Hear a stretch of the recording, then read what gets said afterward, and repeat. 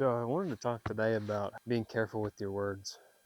So for example, when you say that like you have been thinking about something or you've seen a pattern, you've recognized patterns and you think that there's something going on, like let's say in the government or like, with some people or you like, something's going on here and you think you know what it is, that's a hypothesis, not what it is.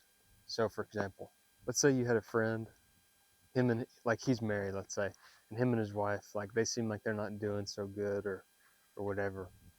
And you're starting to notice patterns about how like when something happens, she acts this way, or when something happens with her, he acts this way. And you think in your head they're having money trouble. That's a hypothesis.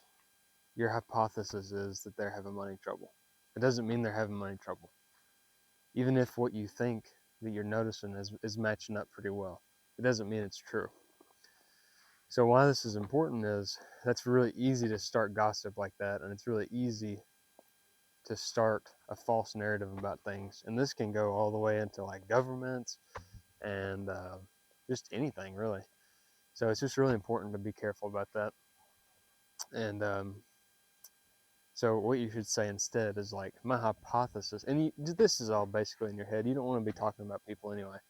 But I'm just saying it's important to think about things correctly and say things correctly because your actions will start to reflect on what you believe. So then you're going to act on things that aren't even true. So you should have a hypothesis and then test your hypothesis with some kind of experiment. So let's say you think your friend's having financial trouble and you talk to him about it. You're like, hey man, are you guys doing okay? Like money wise, like do you need help or can we do something for you? Um, and you just see how he reacts. And he's like, yeah, man, we actually are. Okay, so your hypothesis was correct in that case.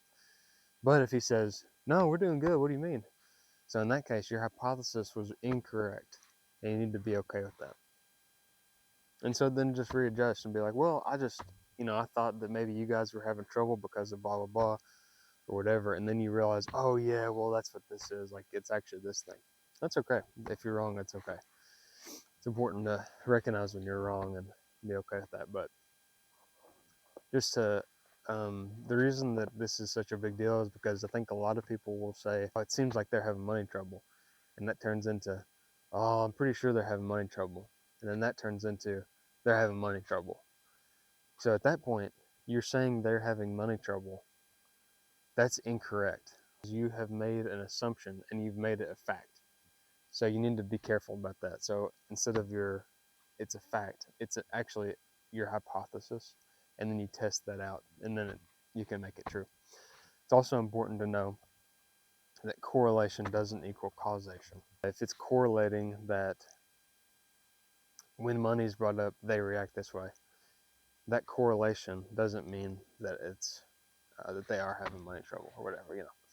Anyway, that's I don't know if this is helpful at all. I'm kind of rambling, but the correlation causation thing and the being uh, accurate with your words to say my hypothesis is and not that's what's going on. Because if you say like I think this has happened and then like I'm pretty sure this is happening, it gets down a slippery slope if you don't realize that it's a hypothesis. If you think that it's like, oh, this is a likelihood, it should be a hypothesis first, and then you can take experiments to determine that, and then base it your opinions off of those tested experiments rather than just a vague hypothesis about something. So anyway, that's the importance of the scientific method, I guess. And when it comes to scientists, they do more rigorous testing and experiments on this stuff. So that's why they can have a big